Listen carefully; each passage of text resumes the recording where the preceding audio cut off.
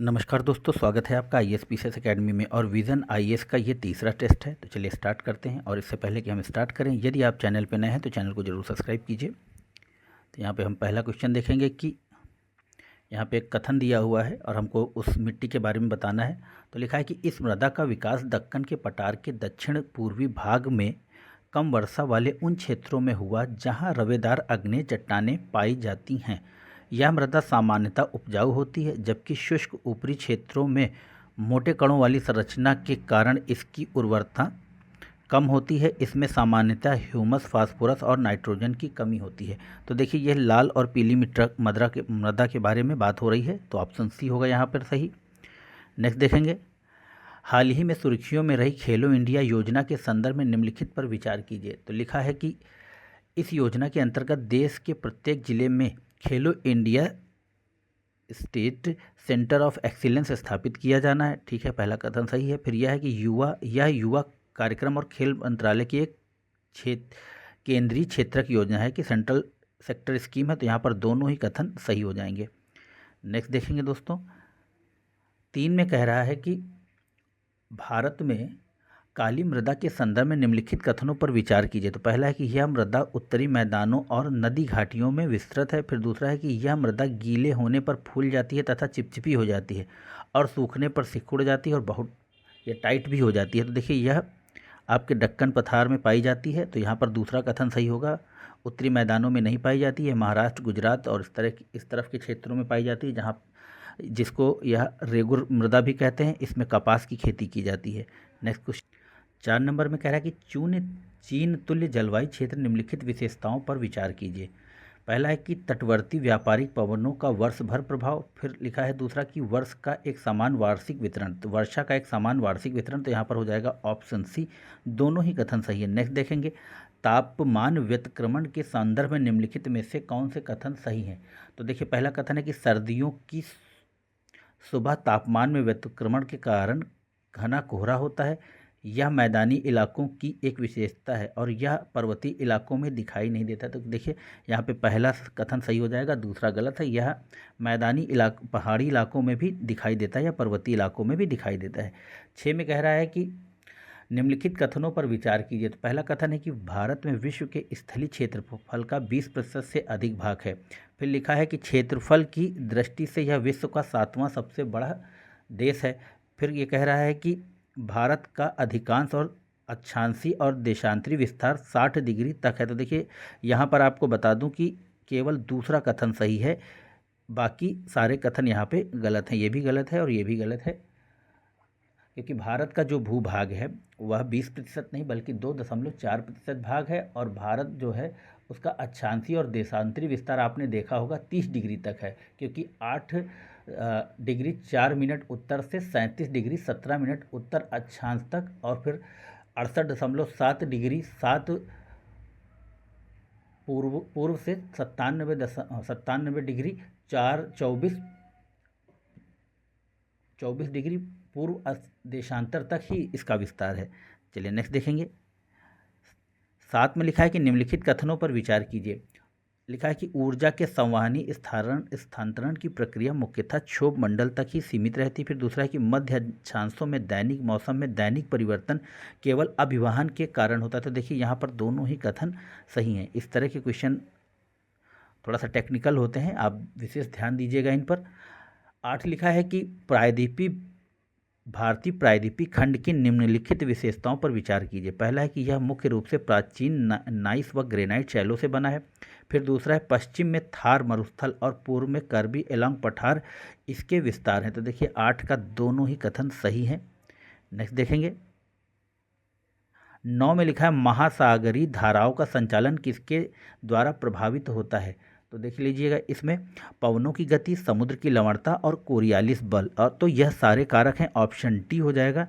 Next देखेंगे। 10 में कह रहे हैं कि मृदा में जैविक पदार्थों के अपघटन के संदर्भ में निम्नलिखित में से कौन सा कथन सही नहीं है। तो देखिए, यहाँ पर ऑप्शन डी सही नहीं है। शीत तापमान अपघटन की प्रक्रिया को तीव्र कर देता है। तो नहीं, बल्कि शुष्क मौसम या गर्मी जो है उससे अपघटन की क्रिया तेज होती है। 11 में कह रहा है कि भारत के प्रायद्वीपीय पठार के संदर्भ में निम्नलिखित में से कौन से कथन कथनों पर विचार कीजिए। तो लिखा है कि यह एक अविरत स्थित स्थिर खंड है जो कि किसी भी भ्रंश या अभिसारी सीमा से विहीन है। और लिखा है कि इसका निर्माण पश्चिम से पूर्व की ओर सामान्यता प्रवणता के साथ हुआ। तो देखिए यहाँ पर लिखा है कि कौन सा कथन सही नहीं है। तो यह अविरत नहीं बल्कि कटाफटा है। तो यहाँ पर हो जाएगा ऑप्शन ए। तो नेक्स्ट देखेंगे 12 में लिखा है कि ये क्षैतिज संस्तर वाली शैलों द्वारा निर्मित होते हैं तथा पृथ्वी की भूपर्पाटी के संचालनों से अपेक्षाकृत अप्रभावित रहते हैं। ये अवनत क्षेत्र पृथ्वी की सतह पर सर्वाधिक व्यापक प्राकृतिक निम्न भूमियों का निर्माण करते हैं। लिखा है कि उपर्युक्त कथन निम्नलिखित में से किसका सर्वोत्तम वर्णन करते हैं। तो देखिए 12 का हम देखेंगे और 12 का हो जाएगा ऑप्शन सी संरचनात्मक मैदान। नेक्स्ट देखेंगे 13 में कह रहा है कि परत अपर्दन के संदर्भ में निम्नलिखित में से विचार कीजिए, यानी कि शीट अपर्दन के बारे में बात हो रही थी। लिखा है कि यह भारी वर्षा के बाद समतल भूमि पर होता है। ठीक है, पहला कथन सही है। फिर लिखा है कि यह मृदा की महीन और अधिक उपजाऊ शीर्ष परत को हटा देता है, ये भी सही है। इसके कारण उत्खात भूमि स्थलाकृति का निर्माण होता है, तो यह कथन गलत है। तो देखिए अगर तीसरा कथन गलत हो जाता तो यहाँ पर ये सारे गलत हो जाएंगे, ए डी सी बी या सारे। तो यहाँ पर हमारे पास आंसर बचा ऑप्शन ए। नेक्स्ट देखेंगे 14 में कह रहा है निम्नलिखित में से कौन सा शिलीभवन की प्रक्रिया का सर्वोत्तम उदाहरण है, यानी सेडिमेंट्री। तो देख लेंगे यहाँ पर लिखा है कि यह तलछट के ठोस होने के माध्यम से शैलों के निर्माण की प्रक्रिया है, तो ऑप्शन ए ही सही है। नेक्स्ट देखेंगे, फटाफट हम कोशिश करेंगे इसको जल्दी खत्म करने की। लिखा है कि निम्नलिखित कथनों पर विचार कीजिए। प्रायद्वीपीय भारत के उत्तर पूर्वी जेट धारा का आरंभ होना। फिर लिखा है कि हिमालय के उत्तर में स्थित क्षेत्र में उच्च दाब का विकास होना। तो देखिए 15 का यहाँ पर केवल ऑप्शन 2 सही है। नेक्स्ट देखेंगे 16 में कह रहा है कि पूर्वी जेट धारा के संदर्भ में निम्नलिखित कथनों पर विचार कीजिए। लिखा है कि पहला है कि दक्षिण पश्चिमी मानसून अवधि के दौरान पूर्वी जेट धारा दक्षिण की ओर स्थानांतरित हो जाती है। फिर दूसरा कह रहा है कि पूर्वी जेट धारा भारत में उष्णकटिबंधीय चक्रवातों को लाने के लिए उत्तरदायी है। तो देखिए यहाँ पर दूसरा कथन सही है, पहला यह गलत है। नेक्स्ट देखेंगे यहाँ पर वनिकी के प्रकार हैं और उनके सामने उनके अर्थ लिखे हुए हैं। तो 17 में हम देख लेंगे, थोड़ा सा इसको और छोटा करते हैं।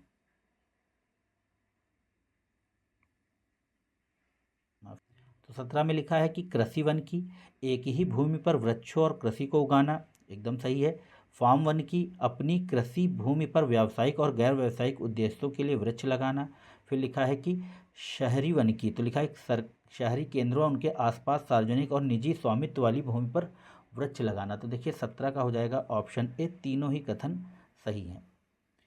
18 में देखेंगे ज्वार भाटा के संबंध में कह रहा है कि ज्वार भाटा के संदर्भ में निम्नलिखित में से निम्नलिखित कथनों पर विचार कीजिए। तो लिखा है कि प्रत्येक 24 घंटे की अवधि में 2 उच्च ज्वार और 2 निम्न ज्वार आते हैं, यह कथन एकदम सही है आपका। फिर लिखा है कि ज्वार भाटा पृथ्वी चंद्रमा सूर्य की स्थिति के कारण घटित होते हैं, तो यह भी कथन सही है। फिर लिखा है कि ये ज्वार नद मुखों से प्रदूषित जल को हटाने में सहायक होते हैं, देखिए ये भी कथन सही है। तो यहाँ पर हो जाएगा आपका ऑप्शन डी।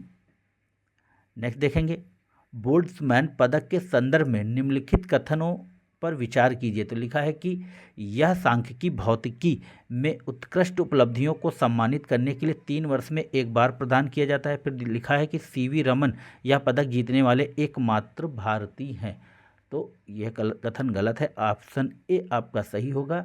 और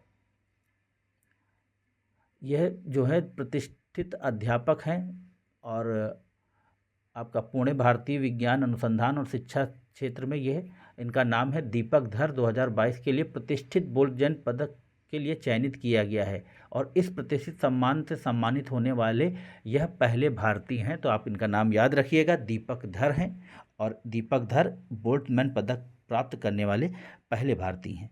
नेक्स्ट देखेंगे 20 में लिखा है कि जलोढ़ मृदा के संदर्भ में निम्नलिखित कथनों पर विचार कीजिए। तो पहला कथन है कि भांगर पुराने जलोढ़ से बना और इसमें चूनेदार निक्षेप पाए जाते हैं जिन्हें कंकड़ कहा जाता है, देखिए कथन सही है पहला। फिर दूसरा है कि खादर बाढ़ वाले मैदानों के लिए निक्षेप हैं और ये उपजाऊ होते हैं, तो यहाँ पर दोनों ही कथन सही हो जाएंगे, ऑप्शन सी। नेक्स्ट देखेंगे, निम्नलिखित कथनों पर विचार कीजिए। पहला लिखा है कि स्टेग्लेमाइट कंदराओं की फर्श से ऊपर की ओर बढ़ते हैं। फिर लिखा है कि स्टेग्लेटाइट छत से लटकते हुए बनते हैं। तो देखिए यहाँ पर 21 का दोनों ही कथन सही है, क्योंकि स्टेग्लेमाइट आप माइट से एम है, तो ये मान लीजिए पृथ्वी है और या ये ज़मीन सतह है, तो यहाँ ऐसे ऐसे बनते हैं। और स्टेग्लेटाइट होते हैं ऐसे ऐसे लटके हुए होते हैं टी के आकार में, ऐसे टी के आकार में। तो स्टेग्लेटाइट जहाँ पर टाइट आ जाए, टी आ जाए, वह आप समझ लो छत से लटक रहा है, और जहाँ एम आ जाए यानी कि स्टेग्लेमाइट में एम है, तो यह आपका पृथ्वी से लगा हुआ है। तो यहाँ पर दोनों ही कथन सही होंगे 21 में। नेक्स्ट में देखेंगे, 22 कह रहा है कि एशियाई शेर के संदर्भ में निम्नलिखित कथनों पर विचार कीजिए।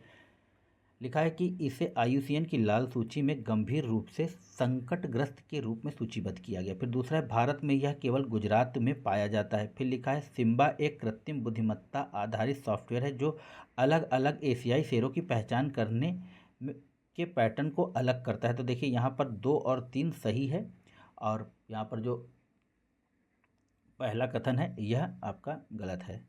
नेक्स्ट देखेंगे, 23 में लिखा कि भारत के असैन्य परमाणु समझौते का उद्देश्य परमाणु ऊर्जा के शांतिपूर्ण उपयोग के लिए पारस्परिक लाभकारी आर्थिक, वैज्ञानिक और तकनीकी सहयोग विकसित करना है। इस संदर्भ में निम्नलिखित में से किन देशों के साथ भारत के असैन्य परमाणु समझौते हैं? तो देखिए ऑस्ट्रेलिया हो गया पहले में, फिर हो गया आपका कनाडा और इजराइल, जापान और वियतनाम।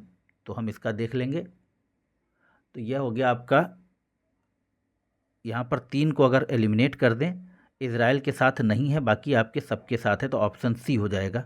और आप देखिएगा तो हर जगह आपका 3 है, तो ये अगर 3 एलिमिनेट हो जाएगा तो 1 2 4 5 हो जाएगा इसका आंसर। नेक्स्ट देखेंगे, 24 नंबर क्वेश्चन कह रहा है कि एल नीनो के संदर्भ में निम्नलिखित में से कौन से कथन सही हैं? तो लिखा है कि यह भूमध्यरेखीय उष्ण समुद्री धारा का विस्तार मात्र है जो अस्थायी रूप से ठंडी पेरुवियन धारा द्वारा प्रतिस्थापित हो जाती है। फिर दूसरा कि एल नीनो की घटना के कारण भारतीय उपमहाद्वीप में दक्षिण पश्चिमी मानसून के आगमन में देरी होती है। तो यहाँ पर सही कथन पूछा है, और यहाँ पर ऑप्शन सी दोनों ही कथन सही हैं। नेक्स्ट देखेंगे, 25 में कह रहा है कि क्यूरोशिरो धारा के संदर्भ में निम्नलिखित कथनों पर विचार कीजिए। पहला कि यह जापान के तट से प्रारंभ होकर उत्तर की ओर प्रभावित होती है। फिर दूसरा कि यह उत्तरी प्रशांत महासागरीय धाराओं की चक्रगति का गायर का एक भाग है। तो देखिए 25 का हो जाएगा ऑप्शन बी। नेक्स्ट देखेंगे, लिखा है कि निम्नलिखित युग्मों पर विचार कीजिए। यहाँ पर कुछ दर्रे दिए हुए हैं और उनके राज्य दिए हुए हैं, तो देख लेंगे। तो देखिए यहाँ पर शिपकिला जो है आपका हिमाचल प्रदेश में है, तो देखेंगे तो यहाँ पर 2 केवल मिले हैं आपको, पहला और दूसरा यहाँ पर है हमारे पास, और ये एलिमिनेट हो जाएंगे। तो शिपकिला आपका हिमाचल प्रदेश में और जेपला सिक्किम में, यही दोनों कथन सही हैं, बाकी यह असुमेलित हैं। नेक्स्ट देखेंगे, 27 नंबर देखेंगे, निम्नलिखित कथनों में से कौन सा जल विज्ञान संबंधी सूखे का सर्वश्रेष्ठ वर्णन करता है? तो यहाँ पर 27 का हो जाएगा ऑप्शन बी, जल संग्रहण और जलाशयों में जल की उपलब्धता में अत्यधिक कमी। चलिए नेक्स्ट देखेंगे, 28 में कह रहा है कि उत्तरी गोलार्ध में बहिरुष्ण कटिबंधीय चक्रवात के संदर्भ में निम्नलिखित कथनों पर विचार कीजिए।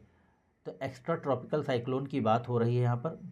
तो यहाँ पर कह रहा है कि यह पूर्व से पश्चिम की ओर बढ़ते हैं। फिर दूसरा है कि ये स्थल एवं समुद्र दोनों के ऊपर उत्पन्न हो सकते हैं। तो देखिए यहाँ पर सही पूछा है, तो यह हो जाएगा ऑप्शन बी, यह स्थल और समुद्र दोनों के ऊपर उत्पन्न हो सकते हैं। नेक्स्ट देखेंगे, 19 में कह रहा है कि वायु परिसंचरण की दिशा के संदर्भ में निम्नलिखित कथनों पर विचार कीजिए। पहला कथन है कि विषुवत रेखा पर पवन समदाप रेखा के समकोण पर बहती हैं। फिर दूसरा है कि कोरियालिस बल ध्रुवों पर अधिकतम होता है और भूमध्य रेखा पर अनुपस्थित रहता है। तो यहाँ पर 29 में देखेंगे कि कौन सा कथन सही है, और यहाँ पर आपके दोनों ही कथन सही हैं। नेक्स्ट देखेंगे, 30 में कह रहा है कि निम्नलिखित पर्वत श्रेणियों में कौन सी पूर्वी और पश्चिमी घाट का मिलन स्थल है? यह इंपॉर्टेंट क्वेश्चन है, और यहाँ पर हो जाएगा नीलगिरी की पहाड़ियाँ। नेक्स्ट देखेंगे, 31 में कह रहा है कि यह शुष्क वृष्टि छाया वाला मरुस्थल है। यहाँ उत्तरी अमेरिका का सबसे शुष्क मरुस्थल है। यह सियरा लियोन नेवादा पर्वत श्रेणी के कोलोराडो पठार तक फैला हुआ तथा उत्तर से ग्रेट बेसिन और दक्षिण में सोनरन मरुस्थल में विलीन हो जाता। उपर्युक्त परिच्छेद निम्नलिखित में से किस मरुस्थल का वर्णन करता है? तो देखिए 31 का हो जाएगा मोजावे मरुस्थल, ऑप्शन बी।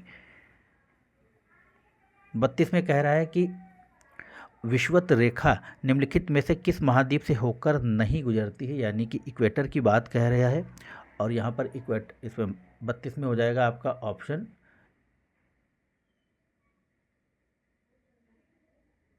यह जो विषुवत रेखा वह आपका ऑप्शन डी होगा, यह यूरोप से नहीं जाती। नेक्स्ट देखेंगे 33 में कह रहा है कि यह एक गोलाकार शीर्ष और चपटे आधार वाला एक ऊर्ध्वाधर मेघ है जो आर्द्र उष्णकटिबंधीय क्षेत्रों में विशिष्ट रूप से पाया जाता है। यह ऊपर उठने वाली संवहनी धाराओं से संबंध है। इसका विशाल सफ़ेद और गोलाकार पुंज सूर्य की उपस्थिति में धूसर दिखाई दे सकता है, किंतु यह एक स्वच्छ मौसम का मेघ है। उपर्युक्त परिच्छेद निम्नलिखित में से किस मेघ का वर्णन करता है? तो देखिए 33 का हो जाएगा कपासी मेघ का। नेक्स्ट देखेंगे, यहाँ 34 नंबर क्वेश्चन कह रहा है कि हिमालय पर्वत श्रृंखला के संदर्भ में निम्नलिखित कथनों पर विचार कीजिए। पहला कथन है कि आंतरिक हिमालय को हिमाद्री या महान हिमालय के रूप में जाना जाता है। फिर दूसरा कि भारत की सबसे ऊंची चोटी कंचनजंगा आंतरिक हिमालय पर्वत श्रृंखला का भाग है। तो देखिए 34 का हो जाएगा ऑप्शन सी, यह दोनों ही कथन सही है। फिर 35 कह रहा है निम्नलिखित में से किस राज्य से होकर कर्क रेखा गुजरती है? तो यहाँ पर हम देख लेंगे 35 का, और वो हो जाएगा आपका त्रिपुरा और मिजोरम से होकर गुजरती है, ऑप्शन बी। यहाँ पर आपने देखा होगा, बहुत सबको मालूम है कि गमछा झार मित्र पर, यह ट्रिक सबको पता होगा। 36 में कह रहा है कि जैविक हथियार अभिसमय के संदर्भ में निम्नलिखित कथनों पर विचार कीजिए। लिखा है कि जैविक और विषाक्त दोनों प्रकार के हथियारों के विकास एवं उपयोग को प्रतिबंधित करता है। फिर दूसरा है कि यह सामूहिक विनाश के हथियारों की एक पूरी श्रेणी पर प्रतिबंध लगाने वाली पहली बहुपक्षीय निरस्त्रीकरण संधि थी। फिर लिखा है जिनेवा स्विट्जरलैंड में निरस्त्रीकरण समिति के सम्मेलन में के दौरान इस विषय पर बातचीत की गई। तो देखिए यहाँ पर ऑप्शन हो जाएगा आपका डी, यहाँ पर तीनों ही कथन सही हैं। 37 में कह रहा है कि हरित हाइड्रोजन के संदर्भ में निम्नलिखित कथनों पर विचार कीजिए। लिखा है कि गैस के रूप में प्राकृतिक रूप से प्रयोग करने वाले मात्रा में विद्यमान हाइड्रोजन को हरित हाइड्रोजन कहा जाता है। फिर दूसरा है कि भारत की पहली हरित हाइड्रोजन आधारित माइक्रोग्रिड परियोजना तमिलनाडु में प्रारंभ। देखिए यह तमिलनाडु नहीं बल्कि यह आपका आंध्र प्रदेश के सिमहाद्री जिले में स्थित है। तो यह कथन तो दूसरा गलत हो जाएगा, और पहला है गैस। तो यहाँ पर आपका पवन, और मैं आपको बताना चाहूँगा पवन से और आपका सौर ऊर्जा के रूप में अक्षय ऊर्जा से जो बनाई जाती है हाइड्रोजन, उसी को हम लोग हाइड्रोजन बोलते हैं। तो यहाँ पर हो जाएगा ऑप्शन डी, ना तो एक ना ही दो सही है। और हाइड्रोजन के बारे में ज़रूर पढ़ के जाइएगा आप लोग, क्योंकि इस बार हाइड्रोजन से काफ़ी क्वेश्चन आने वाले हैं, क्योंकि तरल अपशिष्ट हाइड्रोजन बनाई जा रही है, कहीं कहीं पे हाइड्रोजन और आपको पानी और इन सब चीज़ों से मिला के, तो आप देख लीजिएगा हाइड्रोजन के बारे में। 38 में कह रहे हैं निम्नलिखित में से कौन से संचालन मंद बृहत संचालन के रूप में वर्गीकृत किया जा सकता है या जा सकते हैं? तो लिखा है 38 में कि मृदा सर्पण, भूप्रवाह और अवताप। तो देखिए 38 का हो जाएगा आपका केवल पहला कथन सही है, दूसरे तीसरे गलत हैं। 39 में कह रहा है कि महासागरों में तापमान वितरण के संदर्भ में निम्नलिखित कथनों पर विचार कीजिए। तो लिखा है कि समुद्र की गहराई बढ़ने के साथ तापमान एक समान दर से घटता है। फिर लिखा है कि उत्तरी गोलार्ध में महासागरों का तापमान दक्षिणी गोलार्ध की तुलना में अपेक्षाकृत अधिक होता है। तो देखिए यहाँ पर केवल दूसरा कथन सही है, पहला गलत है। नेक्स्ट देखेंगे, यहाँ पे 40 नंबर में लिखा है कि भारत की जलवायु को आकार देने में हिमालय की भूमिका के संदर्भ में निम्नलिखित कथनों पर विचार कीजिए। पहला कथन है कि यह आर्कटिक सर्कल के पास उत्पन्न होने वाली ठंडी और सर्द उत्तरी पवनों से उपमहाद्वीप की रक्षा करता है। फिर दूसरा है कि यह मानसूनी पवनों को रोककर उन्हें उपमहाद्वीप के भीतर अपनी आर्द्रता मुक्त करने के लिए बाध्य करता है। तो देखिए 40 का यहाँ पर एक और दो दोनों ही सही हैं, ऑप्शन सी हो जाएगा यहाँ पर सही आंसर। फिर 41 में लिखा हुआ है कि भारत के निम्नलिखित पर्वत श्रेणियों पर विचार कीजिए, और यहाँ पर लिखा है कि उपयुक्त पर्वतमालाओं को पश्चिम से पूर्व की ओर कालक्रमानुसार सही क्रम में व्यवस्थित कीजिए। तो यहाँ पश्चिम से पूर्व की ओर, तो ये है पश्चिम और ये मतलब ये हो गया वेस्ट और ये हो गया आपका ईस्ट। तो देखिए महादेव श्रेणी, सतमाला श्रेणी, कैमूर श्रेणी और रामगढ़ श्रेणी। तो यहाँ पर जो हम देख लेंगे तो सबसे पहले आएगा आपका सतमाला श्रेणी, तो यहाँ पर एस हो जाएगा, और उसके बाद आएगा आपका महादेव एम, और उसके बाद आएगा कैमूर के, और उसके बाद आएगा रामगढ़। तो यह हो जाएगा आपका ऑप्शन बी सही आंसर। नेक्स्ट देखेंगे 42 में कह रहा है महासागरों में विद्यमान लवणता के संदर्भ में निम्नलिखित कथनों पर विचार कीजिए। पहला कथन है कि अरब सागर में बंगाल की खाड़ी की तुलना में अधिक लवणता की प्रवृत्ति दिखाई देती है। फिर दूसरा है कि हैक्लोलाइन क्षेत्र में गहराई बढ़ने के साथ लवणता तीव्रता से घटती है। तो यहाँ पर ऑप्शन ए हो जाएगा केवल सही। नेक्स्ट देखेंगे 43 में कह रहा है कि निम्नलिखित भारतीय शहरों को पूर्व से पश्चिम की ओर सही क्रम में व्यवस्थित कीजिए। तो रायपुर, भोपाल, लखनऊ और जयपुर। तो यहाँ पर जो सही हो जाएगा आपका ऑप्शन वो होगा सी। पहले आएगा आपका जयपुर, उसके बाद आएगा आपका लखनऊ, फिर आएगा भोपाल और फिर आएगा आपका जयपुर। नेक्स्ट देखेंगे लिखा है कि निम्नलिखित में से कौन सी स्टेपी प्रकार की जलवायु की एक विशिष्ट विशेषता है। तो यहाँ लिखा है कि उत्तरी गोलार्ध में केवल महाद्वीपीय जलवायु प्रकार के घास के मैदान पाए जाते हैं। फिर लिखा है कि दक्षिणी गोलार्ध के क्षेत्रों में समुद्री प्रभाव के कारण पूरे वर्ष वर्षा होती है। तो देखिए 44 का ऑप्शन ए हो जाएगा यहाँ पर सही। नेक्स्ट देखेंगे 45 में कह रहा है कि वायुमंडल की संरचना के संदर्भ में निम्नलिखित कथनों पर विचार कीजिए। पहला कथन है कि धरातल से 120 किलोमीटर की ऊंचाई के बाद ऑक्सीजन की मात्रा नगण्य हो जाती है, और उसके पहला है कि कार्बन डाइऑक्साइड वायुमंडल के कुल आयतन के 1% से भी कम है।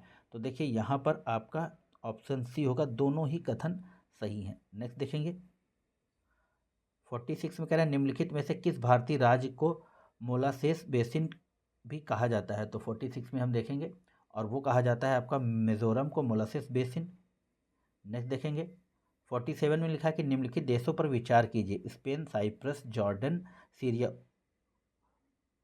और यहाँ पे लिखा है कि उपयुक्त में से कौन से भूमध्य सागर के साथ रेखा या सीमा साझा करते हैं। तो देखिए यहाँ पर जॉर्डन नहीं करता, बाकी स्पेन, साइप्रस और सीरिया करते हैं। नेक्स्ट देखेंगे लिखा है कि भूगोल विज्ञान के संदर्भ में 48 विजिल मिशन से संबंधित निम्नलिखित कथनों पर विचार कीजिए। तो लिखा है कि यह मिशन यूरोपीय अंतरिक्ष एजेंसी की एक पहल है। फिर लिखा है कि यह पृथ्वी की कक्षा में आने वाले छिद्र ग्रहों की अग्रिम चेतावनी देता है। तो 48 का हो जाएगा ऑप्शन ए। नेक्स्ट देखेंगे यहाँ पे 49 लिखा है कि अर्धचालकों के संदर्भ में निम्नलिखित कथनों पर विचार कीजिए। तो लिखा है ये तांबा या एल्युमिनियम की तुलना में अधिक विद्युत का संचालन करते हैं। फिर लिखा है कि इनकी चालकता और अन्य गुणों को डोपिंग प्रक्रिया के माध्यम से अशुद्धियों को मिलाकर परिवर्तित किया जा सकता है। फिर तीसरा है कि इनका प्रयोग commodity integrated circuit, micro processor और मेमोरी चिप्स बनाने के लिए किया जाता है। तो देखिए 49 का हो जाएगा ऑप्शन सी। यहाँ पर 2 और 3 सही हैं, पहला गलत है। 50 में कह रहा है कि निम्नलिखित में से किस प्लेट सीमा के साथ भू प्रॉपर्टी या तो नष्ट हो जाती है या निर्मित होती है। तो 50 का हो जाएगा आपके पास अभिसरण सीमा, अपसारी सीमा और रूपांतर सीमा। तो यहाँ पर हो जाएगा केवल ऑप्शन ए अभिसरण सीमा और अपसरण अपसारी सीमा के साथ में। 51 में कह रहा है कि उष्णकटिबंधीय अभिसरण क्षेत्र यानी ITCZ के बारे में निम्नलिखित कथनों पर विचार कीजिए। तो लिखा है कि यह विषुवत वृत्त पर स्थित एक निम्न वायु दाब वाला क्षेत्र जहाँ व्यापारिक पवनें मिलती हैं। फिर दूसरा कह रहा है कि शीत ऋतु में ITZ उत्तर की ओर खिसक जाता है और इसलिए पवनों की दिशा दक्षिण पश्चिम से बदलकर उत्तर पूर्व की हो जाती है। तो देखिए यह उत्तर की ओर नहीं खिसकता बल्कि यह दक्षिण की ओर खिसकता है, क्योंकि जब शीत ऋतु में भूमध्य रेखा से जो सूरज है आपका वो दक्षिणी गोलार्ध की तरफ चलता है तो उसके आगे आगे ITCZ भी खिसक जाता है। तो यहाँ पर आपका पहला कथन ही सही होगा, ऑप्शन ए। नेक्स्ट देखेंगे 52 में कह रहा है कि यह काला सागर को मरमरा सागर से जोड़ने वाला एक प्राकृतिक जल डमरू मध्य है। यह यूरोपीय भाग को इस्तांबुल और वह तुर्की के एशियाई भाग से पृथक करता है। उपरोक्त जानकारी का उपयोग करके जल डमरू मध्य की पहचान कीजिए। तो देखिए वह है आपका बास्फोरस जल डमरू मध्य, ऑप्शन ए हो जाएगा। नेक्स्ट देखेंगे 53 में कह रहा है कि ब्रह्मपुत्र नदी के संदर्भ में निम्नलिखित में से कौन से कथन सही नहीं है। तो लिखा है कि इसका उद्गम मानसरोवर झील के पास कैलाश श्रेणी के चेमालुंगडुंग ग्लेशियर से हुआ। तो यह कथन सही है। यह नदी सियांग के नाम से भारत में प्रवेश करती है। तो देखिए ये भी कथन सही है। यह अंत में पद्मा नदी से मिल जाती है जो बंगाल की खाड़ी में गिरती है। तो यह भी कथन सही है। इसके बाद देखेंगे लिखा मानस नदी इसके बाएं तट की सहायक नदी है। तो बाएं नहीं दाएं तट की, ऑप्शन डी यहाँ पर सही हो जाएगा। 54 में कह रहा भूमि और जल के विभेदी तापन के संदर्भ में निम्नलिखित कथनों पर विचार कीजिए। पहला है कि भूमि की अपेक्षा जल देर से गर्म या ठंडा होता है। फिर दूसरा है मानसून पवनों की दिशा में उत्क्रमण के लिए भूमि और जल का विभेदी तापमान उत्तरदायी है। देखिए दोनों कथन ही सही हैं। नेक्स्ट देखेंगे 55 में कह रहा है कि करेवा भू आकृतियों के संदर्भ निम्नलिखित कथनों में से कौन सा कथन सही है। तो यहाँ पर हो जाएगा ये केसर की एक स्थानीय किस्म जाफरान की खेती के लिए उपयोगी है और यह आपका पाई जाती है जम्मू और कश्मीर में। 56 में कह रहा है कि एक भौगोलिक क्षेत्र में जिसमें पूरे वर्ष उच्च आर्द्रता के साथ बादल छाए रहते हैं और भारी वर्षा होती है, इस क्षेत्र की कोई विशिष्ट शीत ऋतु नहीं होती तथा पूरे वर्ष तापमान की रेंज एक समान रहती है। साथ ही महोगनी एवं आबनूस वृक्ष इस क्षेत्र की महत्वपूर्ण वनस्पतियां हैं। उपर्युक्त परिच्छेद में निम्नलिखित में से किस भौगोलिक क्षेत्र का वर्णन किया जा रहा है। तो देखिए यहाँ पर आपका भूमध्य रेखीय क्षेत्र की वर्णन हो रहा है। नेक्स्ट देखेंगे लिखा कि निम्नलिखित में से कौन सा यूनेस्को बायोस्फीयर रिजर्व 3 प्रमुख नदी तंत्रों नर्मदा, जोहिला और सोन नदी का उद्गम स्रोत है। तो 57 का हो जाएगा अमरकंटक, ऑप्शन बी।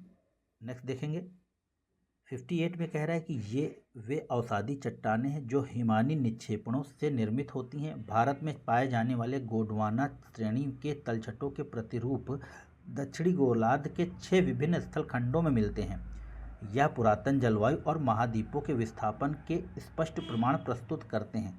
उपर्युक्त परिच्छेद निम्नलिखित में से किस चट्टान का सर्वोत्तम वर्णन करता है। तो देखिए 58 का हो जाएगा टीलाइट का, ऑप्शन बी। नेक्स्ट देखेंगे 59 में लिखा है कि अपवाह तंत्र और उसकी विशेषता। देखिए इस तरह के क्वेश्चन अच्छे होते हैं आपकी परीक्षा की दृष्टि से। तो 58 में देख लेंगे कि लिखा है कि वृक्षाकार नदियाँ किसी पर्वत से निकलकर सभी दिशाओं में बहती हैं। फिर दिखा है कि अभिकेंद्री जब सभी दिशाओं से नदियाँ बाहर किसी झील या गर्त में विसर्जित होती हैं। तो देखिए यहाँ पर दूसरा कथन तो सही है। फिर लिखा है कि जालीनुमा जब मुख्य नदियाँ एक दूसरे के समांतर बहती हैं तथा सहायक नदियाँ उनसे समकोण पर मिलती हैं। तो यहाँ पर जो हो जाएगा 2 और 3 सही हैं, ऑप्शन बी हो जाएगा इसका सही आंसर, ऑप्शन बी, माफ़ कीजिएगा यह। नेक्स्ट देखेंगे 60 में लिखा है कि पृथ्वी की भूपर्पाटी के संदर्भ निम्नलिखित में से कौन से कथन सही नहीं है। तो लिखा है कि यह बाहरी पतली परत है जिसकी मोटाई 200 किलोमीटर तक है। फिर दूसरा है कि महाद्वीपीय परपाटी का निर्माण बेसाल्टिक शैलों से होता है। फिर तीसरा है कि समुद्र तल का निर्माण ग्रेनाइट शैलों से होता है। तो देखिए 60 का हम देखेंगे और 60 का हो जाएगा आपके पास ऑप्शन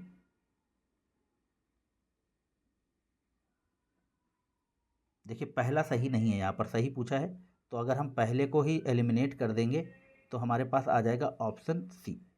नेक्स्ट देखेंगे 61 में कह रहा है कि वायु को पूर्णतः संतृप्त कहा जाता है जब वह सापेक्ष आर्द्रता 100% होती है, ऑप्शन बी हो जाएगा यहाँ पर।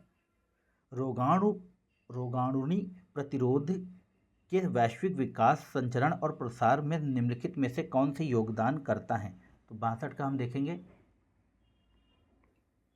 तो यहाँ पे लिखा है कि अस्वच्छता, वहित मल और अपशिष्ट का बहिस्राव। फिर लिखा है फार्मास्यूटिकल उत्पादन से जनित बहिस्राव एवं अपशिष्ट, बिल्कुल सही है। फसल उत्पादन में रोगाणुरोधी दवाओं एवं खाद का उपयोग, ये भी सही है। पशुगत उत्पादन में निर्मुक्त बहिस्राव एवं अपशिष्ट, देखिए यहाँ पर आपका हो जाएगा ऑप्शन डी, सभी कथन सत्य हैं। नेक्स्ट 63 नंबर देखेंगे, कह रहा है निम्नलिखित कथनों पर विचार कीजिए। अन्य ग्रहों को गोलाकार होना, फिर विभिन्न स्थानों पर सूर्योदय और सूर्यास्त का भिन्न समय, चंद्र ग्रहण के दौरान चंद्रमा पर पृथ्वी की छाया उपयुक्त कथनों में से पृथ्वी के गोल होने का प्रमाण प्रदान करता है। तो देखिए 63 का हो जाएगा, यह तीनों पृथ्वी के गोल होने का प्रमाण करता है, ऑप्शन डी। 64 में कह रहा है विसर्प के संदर्भ में निम्नलिखित कथनों पर विचार कीजिए। कह रहा है कि ये ऐसे चैनल प्रतिरूप हैं जो प्रायः किसी नदी की युवावस्था के से संबंध होते हैं। फिर दूसरा है कि झेलम अपनी युवावस्था में श्रीनगर के समीप विसर्प का निर्माण करती है। तो कह रहा है कि कौन सा कथन सही है। तो देखिए दूसरा कथन सही है, पहला कथन गलत है। नेक्स्ट देखेंगे, भारत और बांग्लादेश के बीच अंतर्देशीय जल पारागमन और व्यापार पर प्रोटोकॉल के संदर्भ में निम्नलिखित कथनों पर विचार कीजिए। पहला कथन है कि किसी देश के अंतर्देशीय जलयान दूसरे देश के किसी जलमार्ग से परागमन कर सकते हैं। फिर यह है कि यह समग्र रूप से भारतीय अंतर्देशीय जलमार्ग प्राधिकरण के अधीन है। तो 65 का हो जाएगा, ऑप्शन बी। नेक्स्ट देखेंगे, 66 में कह रहा है निम्नलिखित राज्यों संघ राज्य क्षेत्रों को मैंग्रोव वनों के अंतर्गत आने वाले क्षेत्र के अनुसार अवरोही क्रम में व्यवस्थित कीजिए। तो देखिए 66 का हो जाएगा आपके पास, सबसे पहले तो आएगा पश्चिम बंगाल सुंदरवन जहाँ पर है, उसके बाद आएगा गुजरात, और गुजरात के बाद आएगा आपका अंडमान निकोबार द्वीप समूह, और फिर महाराष्ट्र। तो यहाँ पर 66 में ऑप्शन ए आ जाएगा आपके पास सही। नेक्स्ट देखेंगे, लिखा है कि हाल ही में वन गुर्जर खाना बदोश जनजाति सुर्खियों में रही थी, ये मूल निवासी हैं। तो 67 का हो जाएगा, ऑप्शन बी, उत्तराखंड के। फिर 68 में लिखा है कि महाद्वीपीय शेल्फ के संदर्भ में निम्नलिखित कथनों पर विचार कीजिए। ये प्रमुख मत्स्यन स्थल हैं, इनमें तेल और गैस तथा खनिज जैसे मूल्यवान संसाधन पाए जाते हैं। फिर यह महाद्वीपीय शेल्फों के तल पर गर्त पाए जाते हैं।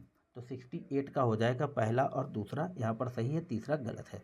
नेक्स्ट देखेंगे, और तीसरे को अगर एलिमिनेट कर देंगे तो भी आपको आंसर मिल जाएगा। 69 में कह रहा है कि स्त्री मनोरक्षा परियोजना के संदर्भ में निम्नलिखित कथनों पर विचार कीजिए। पहला है कि इसका शुभारंभ नीति आयोग और केंद्रीय महिला एवं बाल विकास मंत्रालय द्वारा किया गया। फिर है दूसरा, इसका लक्ष्य भारत भर में वन स्टॉप केंद्रों के पदाधिकारियों के मानसिक स्वास्थ्य परीक्षण प्रदान करना। तो देखिए 69 का हो जाएगा, ऑप्शन बी। और यह परियोजना जो है आपका राष्ट्रीय महिला और माफ कीजिएगा, इसका जो शुभारंभ किया गया राष्ट्रीय मानसिक स्वास्थ्य और तंत्रिका विज्ञान और केंद्रीय महिला एवं बाल मंत्री द्वारा किया गया था। तो यहाँ पर इन दोनों के द्वारा किया गया था, ना कि केवल अकेले इनके द्वारा, फर्स्ट में जो लिखा हुआ है। नेक्स्ट देखेंगे 70 में, दून या डून्स संरचनाएं हिमालय के किस भाग की विशेषता है। तो 70 का हो जाएगा, हिमालय और उत्तराखंड या उत्तरांचल के बीच में, ऑप्शन डी हो जाएगा। 71 में कह रहा है कि निम्नलिखित में से कौन से देश बुखारेस्ट 9 या बुखारेस्ट फॉर्मेट का हिस्सा है। तो जर्मनी, फ्रांस, पोलैंड, हंगरी। तो यहाँ 71 का बताना है, तो आपका पोलैंड और हंगरी हैं, आपका ऑप्शन हो जाएगा सी। 72 में देखेंगे, 72 में कह रहा है कि निम्नलिखित में से किन्हें भारत के मध्य भाग से होकर कर्क रेखा के गुजरने के लिए जिम्मेदार ठहराया जा सकता है। तो देखिए पहला है कि उत्तरी भारत की तुलना में दक्षिणी भारत वर्ष भर उच्च तापमान तथा कम दैनिक और वार्षिक तापांतर का अनुभव करता है। फिर दूसरा है कि उत्तरी गोलार्ध के उत्तर अयनंत पर संपूर्ण भारत के ऊर्ध्वाधर ऊपर की ओर सूर्य को अवलोकित किया जाता है। तो 72 का हो जाएगा, ऑप्शन ए केवल। नेक्स्ट देखेंगे, 73 में कह रहा है कि सौरमंडल के संदर्भ में निम्नलिखित में से कौन से कथन सही हैं।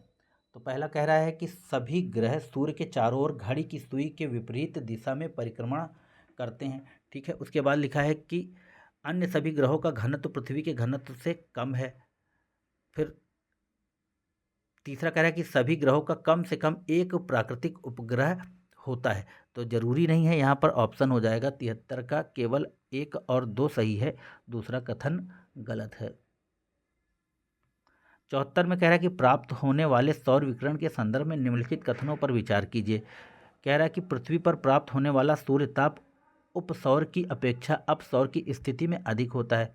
फिर दूसरा है कि भूमध्य रेखा उष्ण कटिबंध की तुलना में अपेक्षाकृत कम सूर्यताप प्राप्त करती है। तो 74 का हो जाएगा केवल ऑप्शन बी, दूसरा सही है, पहला गलत है। नेक्स्ट देखेंगे, 75 में कह रहा है कि निम्नलिखित स्थानीय पवनों पर विचार कीजिए। तो पहला सिराको, मिस्ट्राल, फॉन, चिनूक, उपर्युक्त पवनों में से कौन सी शीतोष्ण महाद्वीपीय जलवायु में चलती है? तो यहाँ पर जो 75 का ऑप्शन हो जाएगा वो हो जाएगा फान और चिनूक, ऑप्शन ए। नेक्स्ट देखेंगे 75 में कह रहा है निम्नलिखित कारणों में से कौन से उत्तर भारत में सर्दी के मौसम में अत्यधिक ठंड के लिए जिम्मेदार ठहराया जा सकता है? तो लिखा है कि उत्तरी भारतीय क्षेत्र की महाद्वीपीयता, फिर दूसरा है कि हिमालय पर्वत श्रृंखला में होने वाला हिमपात, फिर तीसरा कैस्पियन सागर से आने वाली ठंडी पवन। तो 76 का हम देखेंगे तो यहाँ पर हो जाएगा तीनों ही कारक उत्तर भारत में सर्दी के लिए उत्तरदायी हैं। 77 में लिखा है कि समग्र वितरण नेटवर्क के संदर्भ में निम्नलिखित कथनों पर विचार कीजिए। तो पहला है कि यह सर्वरों के भौगोलिक रूप से वितरित समूह को संदर्भित करता है जो इंटरनेट सामग्री की तीव्र आपूर्ति के लिए एक साथ काम करते हैं।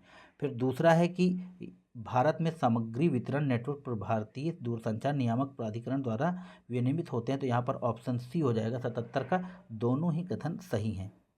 78 में लिखा है कि निम्नलिखित कथन गुरुत्वाकर्षण विसंगति पद का सर्वोत्तम वर्णन करता है। तो 78 का हो जाएगा ऑप्शन डी, यह गुरुत्वाकर्षण के अवलोकित मान और गुरुत्वाकर्षण के अपेक्षित मान के मध्य अंतर को संदर्भित करता है। नेक्स्ट देखेंगे, लिखा है कि लक्षद्वीप समूह के संदर्भ में निम्नलिखित कथनों पर विचार कीजिए। तो 79 में लिखा है कि ये प्रवाल निक्षेपों से निर्मित हैं, ये तमिलनाडु के तट पर अवस्थित हैं। फिर लिखा है कि इन द्वीपों को 10 डिग्री चैनल द्वारा विभाजित किया जाता है। लिखा कौन से कथन सही नहीं है? तो देखिए यह दोनों ही कथन गलत हैं, पहला कथन सही है। तो यहाँ पर ऑप्शन आ जाएगा आपके पास 1, 2 और 3, क्योंकि नहीं पूछा है तो ये दोनों आंसर में तो ये होगा और सही ये है। नेक्स्ट देखेंगे, लिखा है कि निम्नलिखित युग्मों पर विचार कीजिए। 80 में कह रहा है कि हमादा उबड़ खाबड़ बालू टिब्बों के विशाल खंड, रेग कोणी कंकड़ और बजरी की विस्तृत चादर और अर्ग नग्न चट्टानों के बड़े खंड, उपयुक्त में से कौन सा सही सुमेलित है? तो 80 का हम देखेंगे और यहाँ पर 80 का केवल सी वाला, माफ़ कीजिएगा, यहाँ पर केवल बी वाला सुमेलित है, ऑप्शन हो जाएगा आपका सी। नेक्स्ट देखेंगे 81 में कह रहा है निम्नलिखित कथनों पर विचार कीजिए। कह रहा है कि विषुवत वृत्त एशिया महाद्वीप से होकर गुजरता है। ठीक, फिर लिखा है कि कोई भी भारतीय नदी 2 बार कर्क रेखा से होकर नहीं गुजरती। तो 81 का हो जाएगा ऑप्शन ए सही केवल। नेक्स्ट देखेंगे, हाल ही में सुर्खियों में रहे सुपेश तथा सुवास का सर्वश्रेष्ठ रूप से वर्णन किया जा सकता है। तो यह हो जाएगा ऑप्शन बी, भारतीय न्यायपालिका की दक्षता बढ़ाने के लिए कृत्रिम बुद्धिमत्ता उपकरण के रूप में। नेक्स्ट देखेंगे 43 में लिखा है कि द्वार स्थलाकृति के संदर्भ में निम्नलिखित में से कौन से कथनों पर विचार कीजिए। लिखा है कि ये दार्जिलिंग और सिक्किम हिमालय में पाए जाने वाले जलोढ़ बाढ़ के मैदान है। फिर दूसरा है कि संकोश नदी इसे पूर्वी और पश्चिमी द्वार में विभाजित करती है। फिर तीसरा, ये चाय की रोपण कृषि के लिए उपयोगी है। तो 83 का यहाँ पर ऑप्शन डी होगा, सभी कथन सही हैं। 84 में कह रहा है कि निम्नलिखित नदियों पर विचार कीजिए, ब्रह्मपुत्र, कृष्णा, महानदी। और कह रहा है कि निम्नलिखित में से कौन सा उपयुक्त नदियों के जल ग्रहण क्षेत्र भारत में घटता हुआ सही क्रम है? तो देखिए 84 का जो हो जाएगा आपका हो जाएगा पहले कृष्णा और उसके बाद फिर ब्रह्मपुत्र और उसके बाद फिर महानदी, ऑप्शन सी। प्रति चक्रवातों के संदर्भ में निम्नलिखित कथनों में से कौन से कथन सही हैं? तो लिखा है कि साफ आसमान और शांत पवन इन चक्रवातों की पहचान होती है। फिर लिखा है प्रति चक्रवात में पवनें उत्तरी गोलार्ध में वार्मावर्त और दक्षिणी गोलार्ध में दक्षिणावर्त चलती हैं। तो 85 का हम लोग देखेंगे और 85 का हो जाएगा यहाँ पर केवल ऑप्शन ए सही। नेक्स्ट देखेंगे 86 में कह रहा है कि यह राष्ट्रीय उद्यान कर्नाटक राज्य में पश्चिमी घाट के किनारे अवस्थित है। कहा जाता है कि 3 महत्वपूर्ण नदियां तुंग, भद्रा और नेत्रावती का उद्गम यहीं से हुआ है। यहाँ पाए जाने वाले जंतुओं में मालाबार सिवेट, जंगली कुत्ते, स्लॉथ बियर और चित्तीदार हिरण शामिल हैं। उपर्युक्त परिच्छेद किस राष्ट्रीय उद्यान का वर्णन करता है? तो वह करता है आपका ऑप्शन सी, कुद्रेमुख राष्ट्रीय उद्यान। नेक्स्ट देखेंगे 87 में कह रहा है कि वायुमंडल की संरचना के संदर्भ में निम्नलिखित कथनों पर विचार कीजिए। क्षोभ मंडल की मोटाई विषुवत वृत्त पर सबसे अधिक होती है। वायुमंडल में ऊंचाई के साथ तापमान में वृद्धि होती है। कौन सा कथन सही है? तो 87 का पहला कथन सही है, दूसरा कथन गलत है। नेक्स्ट देखेंगे, पीटलैंड के संदर्भ में निम्नलिखित कथनों पर विचार कीजिए। लिखा है कि इनका विस्तार 10% से अधिक वैश्विक भूमि पर है। फिर दूसरा है इनमें जल भराव की स्थितियां होती हैं जो कार्बन डाइऑक्साइड में से समृद्ध मृत पादप अवशेषों के सूक्ष्मजीवी क्षय को सीमित करती हैं। तो देखिए 88 का हो जाएगा आपके पास ऑप्शन बी सही, केवल दूसरा कथन सही है। नेक्स्ट देखेंगे, 89 में लिखा है कि निम्नलिखित में से कौन से सिद्धांत ब्रह्मांड की उत्पत्ति से संबंधित हैं। तो लिखा है कि बिग बैंग सिद्धांत, आप जानते हैं सही है।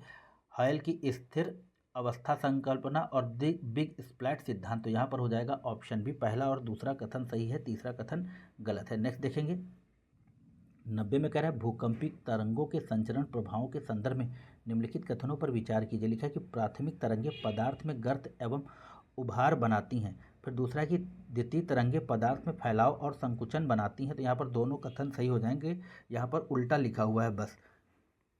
लिखा है 91 में भू आकृति की प्रक्रियाओं के संदर्भ में निम्नलिखित कथनों पर विचार कीजिए। पहला कथन है कि बहिर्जनित बल अपनी ऊर्जा मुख्य रूप से पृथ्वी के अंदर से प्राप्त करते हैं, जबकि अंतर्जनित बल अपनी ऊर्जा वायुमंडल से प्राप्त करते हैं। फिर दूसरा है बहिर्जनित बलों की क्रियाएं निरंतर धरातल के भागों के ऊपर उठती रहती हैं, जबकि अंतर्जनित बलों के कार्यों से भू आकृतियों का विघर्षण तथा गर्तों का जल भराव होता है। तो 91 का हो जाएगा ना तो एक ना ही दो सही है, ऑप्शन डी। 92 में लिखा है कि तिलहन के आयात पर निर्भरता कम करने के लिए केंद्रीय बजट 2022-23 में तिलहन के घरेलू उत्पादन को बढ़ाने हेतु व्यापक योजना लागू करने का प्रस्ताव किया गया। इस संदर्भ में निम्नलिखित कथनों पर विचार कीजिए। विगत 5 वर्षों में खाद्य तेल के आयात में निरंतर वृद्धि हुई है। फिर लिखा है कि कुल आयातित खाद्य तेल में पाम ऑयल की हिस्सेदारी है आपकी 60%। तो देखिए ऑप्शन हो जाएगा यहाँ पर बी, केवल दूसरा सही है, पहला गलत है। 93 में कह रहा है कि पश्चिमी विक्षोभ के संदर्भ में निम्नलिखित कथनों में से कौन सा सही नहीं है। तो देखिए यहाँ पे पहला कथन सही नहीं, रात्रि के तापमान में अचानक गिरावट भारत में इनके आगमन की विशेषता है, तो यह कथन आपका सही नहीं है। नेक्स्ट देखेंगे, भारत में ग्रीष्म ऋतु में आने वाले स्थानीय तूफान निम्नलिखित में से कौन सी फसलों की वृद्धि में सहायक हैं। तो देखिए कॉफ़ी, चाय, जूट और सरसों।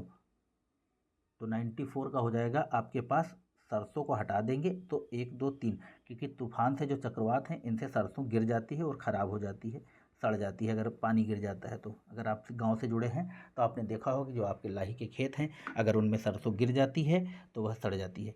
95 में लिखा है कि महासागरीय धाराएं और उनकी जो प्रकृति है ठंडी है कि गर्म है। तो हम देख लेंगे कि यहाँ पे कौन कौन से कथन सही हैं। और आप जानते हैं कि जो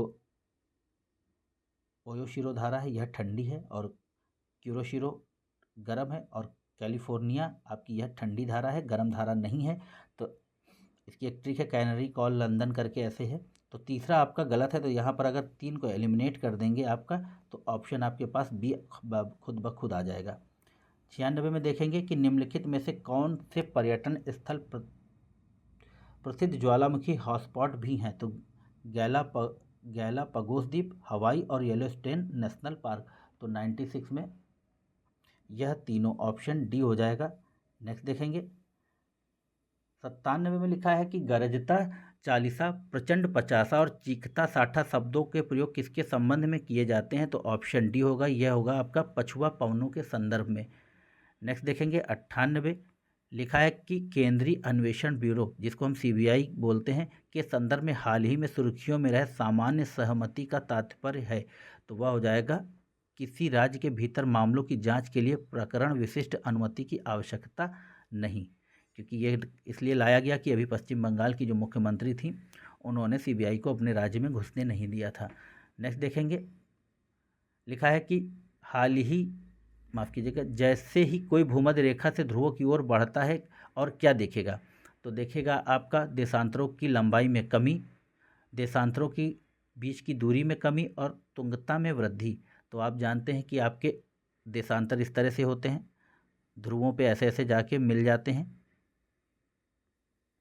तो इससे क्या प्रतीत होता है, आप आंसर लगा सकते हैं। तो ये हो जाएगा आपका देशांतरों के बीच की दूरी में कमी, ऑप्शन बी हो जाएगा।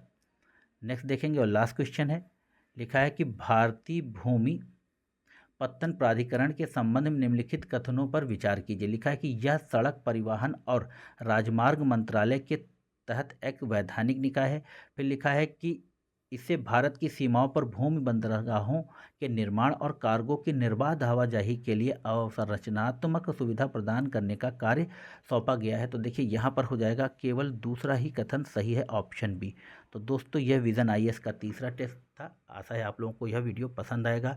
चैनल को लाइक कीजिए, शेयर कीजिए, सब्सक्राइब कीजिए। निरंतर अभ्यास करते रहें, क्योंकि निरंतर अभ्यास ही आपकी सफलता की कुंजी है। जय हिंद, जय भारत, नमस्कार। आपका दिन शुभ हो।